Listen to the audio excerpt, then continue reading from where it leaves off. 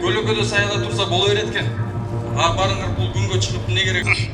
Туғандар, бияқта мындай болуп атат. Азыр баарыбыз чогулуп кой ташка чылбасак болбой калды. Спецназ кайра экинчи штурмду баштаган аттыр. Баарыбыз чогулалы.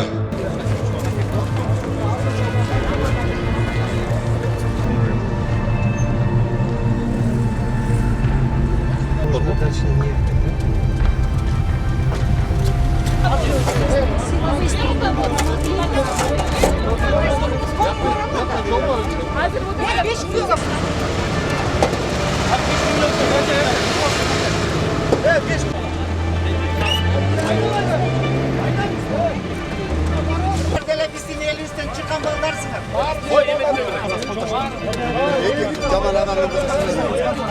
Yolda açık koyla. Ölmeden bir yavanızlar, ölmeden. Ölmeden bir yavanızlar, kırmızının.